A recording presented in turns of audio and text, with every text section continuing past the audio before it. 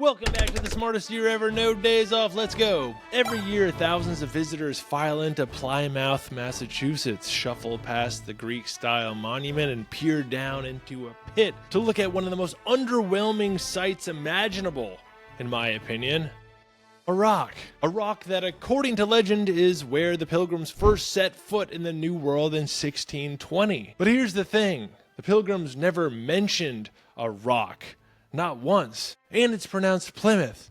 But I just wanted to have a little bit of fun with my Massachusetts listeners, or see if I get any comments about it. It is day 332 for me, so you got to have a little bit of fun with it. And I also have a theory that people would rather engage to correct me than any other kind of comment, so we'll see. But there's no diary, no letter, no record of Plymouth Rock existing, not from William Bradford, not from Edward Winslow, not from anyone who was actually there. For more than a century after 1620, nobody said a word about a sacred landing stone. The story of Plymouth Rock wasn't born until 121 years later. In 1741, an elderly church elder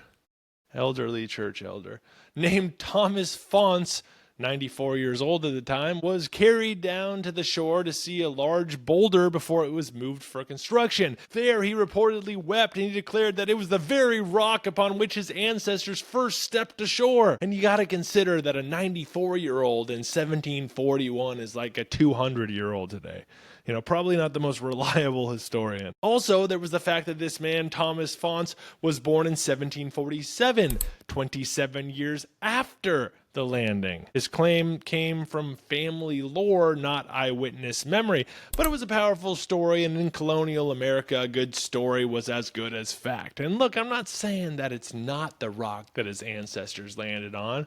Maybe his parents told him that's what it was, and he specifically remembers that rock his whole life. Or maybe he was just an environmentalist that was looking for a reason not to move this rock and disturb nature. I don't know. But by the Revolutionary era, Plymouth Rock had become a symbol of American beginnings, something to rally around. The people of Plymouth decided to preserve it, and that's when things started to get messy. In 1774, townspeople tried to move the sacred rock to the town square. During the attempt, the rock split clean in two. They took this as divine protest, or maybe just bad engineering, but either way, the top half went to the town meeting house and the bottom half stayed by the sea. Seems kind of like the best of both worlds to me. Both parties win.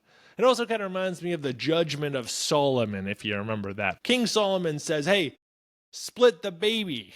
And when these two moms were arguing over whose baby that was, he says, split the baby in half. And then one of the women goes, no, don't do that. Just give it to the other person. And the other one was like, yeah, no, split it in half. That's fair. I think neither of us should have it then. And then Solomon's like, no.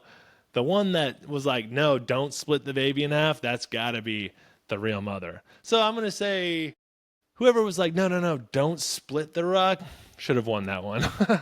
For more than a century, the rock existed in two places, though. People chipped away souvenirs, then carved their initials, and even used it as kind of a patriotic mascot. By the time the two halves were reunited in 1880, historians estimate less than half the original stone remained, and that's also when someone chiseled 1620 into it.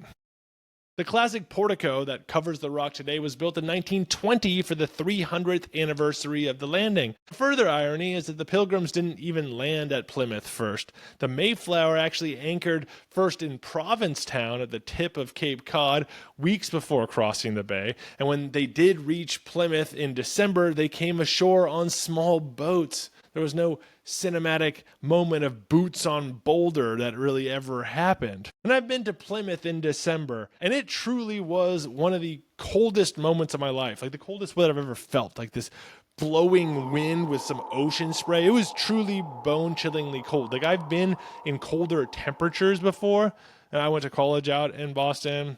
Love Massachusetts. Spent half my life there. But boy, was that the coldest and most miserable weather I've ever felt in my entire life. Like, you have to understand, like, just feeling that made me realize how much these individuals hated the Church of England. to want to settle there. Like, oh, it was brutal. So the rock under that marble canopy, though, let's bring it back to that. It is more myth than monument, but it is a myth that mattered. During the Revolutionary War, Plymouth Rock symbolized endurance and independence, an origin story Americans could point to when forging their identity. So there you have it. Plymouth Rock isn't a record of where the Pilgrims landed. It's a record of what later generations wanted to believe they stood for. Half legend, half granite, and entirely American. Go check out my sources, which can be found in the YouTube description. Leave me a comment, rate, like, subscribe. Share this with someone who likes this sort of thing. Have you ever been to Plymouth Rock? What did you think about it? Am I missing it? Is it a lot more beautiful and awe-inspiring than I'm giving it credit? Let me know. And then go check out the short version I do of all these, that 45-second condensed clip I do. You can find me across social media at Smartest Year Ever for that. And in the meantime, stay curious and stay clever on our quest to become the world's greatest conversationalist. I will see you tomorrow in the Smartest Year Ever.